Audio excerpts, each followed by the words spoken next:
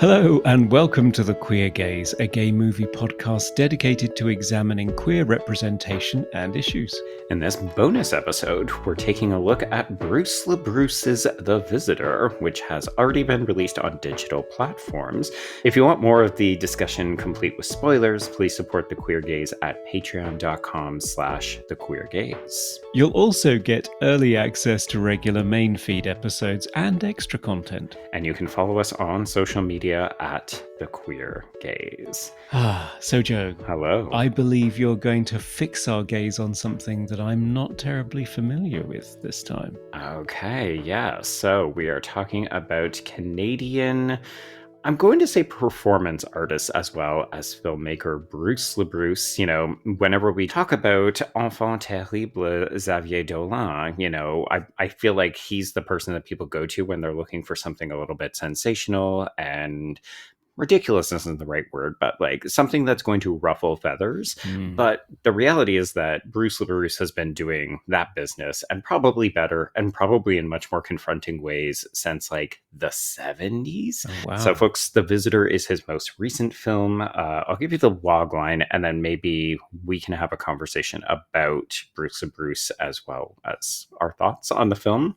The Visitor involves a refugee who washes up naked in a suitcase on the bank of the Thames. The enigmatic, sexually fluid stranger introduces himself to a bourgeois upper-class family, and he is invited to stay on as an employee. The Visitor soon seduces each member of the family in a series of explicit, and we do mean explicit, folks, We do. sexual encounters.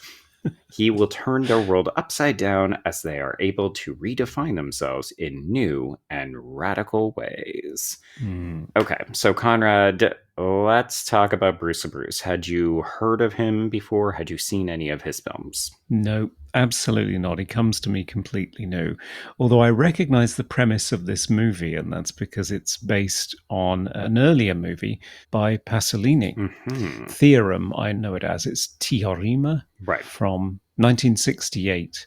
And Pasolini himself is described as a filmmaker who juxtaposed socio-political polemics with extremely graphic and critical examinations of taboo sexual matters.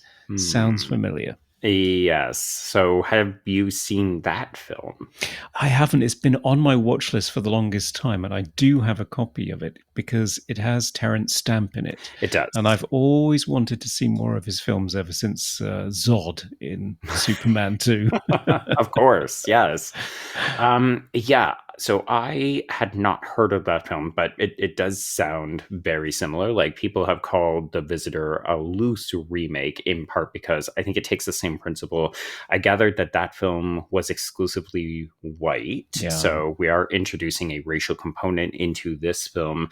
So I'm going to say, yeah, it's a loose remake of Teorema, but then also I'm going to say it's also very indebted to LaBruce's own 2010 film, LA Zombie, which starred porn star Francois Sagat.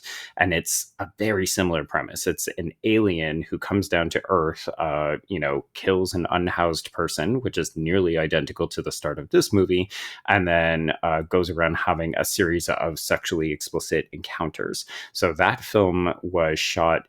It was one of those things that we did in the mid 2000s into like the 2010s, where we would shoot a full-length feature film with sexually explicit content, but then we would also remove the sexually explicit content and release it as a regular kind of softcore erotic drama. Oh. I can't imagine how it would work. I've seen this film. It is a Cocky Boys film, which is a US porn site. They paid for it. And Bruce LaBruce kind of took it around as a bit of a festival favorite, but also he would set it up in art galleries. And I gathered that this is very similar to what he did with The Visitor, which had its debut at Berlinale, I want to say last year. But this originated as something of a performance piece, because many of the performers in the film are actually performance artists. Right. Okay, that makes sense. I did think to myself that the style of the performance is either incredibly amateurish or very deliberately mannered. Yeah, I mean, the fact that people reference John Waters in this because I think of the shock tactics. Like, we are eating feces in this movie, we're Yeah. doing incest. It's very provocative, not for the faint of heart. And I'm going to do that blanket means nothing kind of statement, which is this is a film that is not for everyone. Mm. I think it's for people who like a social satire, but they're not afraid to get their hands a little bit dirty. But then I think it does have a very relevant political message, but it's sort of wrapped up in shocking and titillating things. Yeah, it is. I mean, it starts off quite compellingly with the sound of an air raid siren over Britain. There is a Hmm. voiceover of a stuffy British, apparently an MP, talking about immigration. Stop the boats is cited. There are various Hmm. colonial era attitudes towards people from other cultures or just anybody with a slightly different skin color. So that Hmm. feels very much of the now. You know, in the UK, we are teetering on the brink of voting for an extremist government, just as other European countries are, Yay. unfortunately. And this is the wedge issue, immigration, as well as the rising prices of everything. But Eggs? Are eggs your big deal? They were here. They were here. eggs don't seem to be an issue here. I'm not sure what it is. Maybe it's because we're producing so many of them ourselves. I don't know. But Wow. just Yeah. generally, I think the cost of living is too high, and nobody has figured out that it's not the poor people who are entering the country asking for asylum. It's the Yeah. rich bastards. So, Eat the Rich is Hmm. also name checked in this. There are lots of things that flash up on the screen. Buzzwords. Yeah. During various encounters between the visitor and the Yeah. bourgeois middle class or upper middle class family that he latches onto. Yeah, yeah. So this opening piece, I thought that this was a little bit of heavy-handed narrative, basically created by Bruce LeBruce to ruffle feathers or get people into the right frame of mind to appreciate the kind of social messaging he's going to deliver with the film. But it turns out that this is a real speech by a British MP named Enoch Powell from Ah, 1968 called Rivers of Blood. oh, yes. It's been cited recently, which is frightening, Yeah. I disappointing. mean, the fact that it is from 1968, but if you told me it was from last week, I would have believed you, is terrifying. And I do think it gives this film a kind of pressing social relevancy. I'm not going to lie. I think that the critics have been a little bit overly generous to what LaBruce is doing. I think that this is a really interesting film, but I don't think it has as deep a message as maybe a 1 hour, 40-minute runtime merits. Whereas critics seem to disagree and they say, oh, this is like so fantastic. Like, we're really cutting deep. Like, we're, slicing up the rich and the bourgeois and that kind of stuff. And I don't disagree. Like, that messaging is very clearly on the surface. Like, it's not a subtext at all. I think I just wish that there was maybe a little bit more there. At a certain point, it feels like the film gets into a samey kind of rut. Yeah, I'm always minded of my film professor, Victor Perkins, who taught me all about textual analysis. Hmm. And one of his responses to one of my first essays was, your ideas have a tendency to repeat rather than develop. Oh, okay. And that I thought was very pertinent here because I think pretty much after you've met the family and you have your first instance of a sexual encounter with the visitor that completely changes their outlook on the world and Hmm. enables them to reinvent themselves and incorporate something of him into themselves, quite literally Yep. in a few ways. And it's flashing sort of these slogans, these polemics up on the screen that are sort of tongue in cheek, but also make a very good point. Hmm. You've pretty much, that's it. You've got it. That's the movie. Yeah. Yeah. And then it just repeats and repeats and repeats until I think I texted you and said, I've never sat through a movie and watched a scene where I was thinking, gosh, I hope these people don't have sex right now because I was just tired of it. It's exhausting. Yeah. Yeah, And it and I is. will say I think that the sex scenes do escalate and differ. Like, there's enough differentiation between them to make it kind of interesting. Like, what's going to happen. It's just a question of what will happen and is it interesting enough to merit revisiting, a second, third, fourth, fifth time. Hmm. And we'll talk about that in our Patreon bonus portion of the episode where we'll, get into the details of it. But yeah, I don't disagree with you. I think we could have done it. We could have done even the same thing. Like, we could have still had every member of the family go through having sex with the visitor. And I think we just could have cut down on all of this to make it pack a bit of a bigger punch. Yeah, I think you could have got in and out in 80 minutes, to be honest. Yeah. It's not one of those cases where the repetition is the point. It's not like David Cronenberg's Crash, where the monotony of the obsessive sex and the fact that it gets boring by the end of it Hmm. is the point, that obsessions are fundamentally boring. It isn't that. Each one of these exchanges is meant to be revelatory for the character that's experiencing it, but for Right. us, it just gets a little bit repetitious. Yeah. Thinking of Cronenberg, one thing I did note was there is something here. I can easily see this being dismissed as a crossover between pornography, or just being dismissed as pornography and Absolutely. Yeah. narrative film. But there is something stylistically here, because the use of extreme color filters, the use of Hmm. different frame rates, Yeah. and there were moments when I did feel as though there was an intersection with other films, with other filmmakers' styles.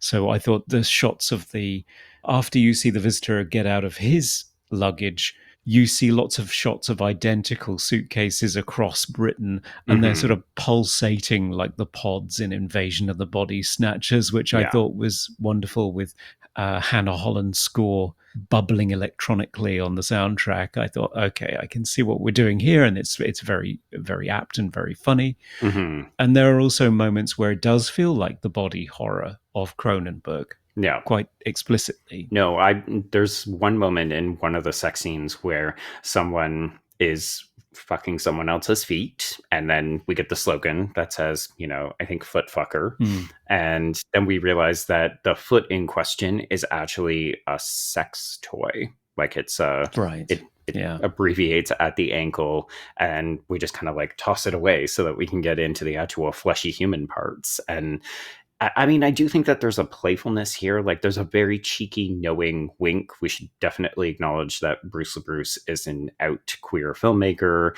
proudly so. All of his films involve like very extreme, heavy doses of sexuality. Many of the performers are either, yes, performance artists, but several of them identify as non-binary. There was an intimacy coordinator on set because the sex scenes are so like integral to the course of the film. So the film is doing a lot of relevant things. It's doing a lot of button pushy things, but I think it's doing a lot of them well.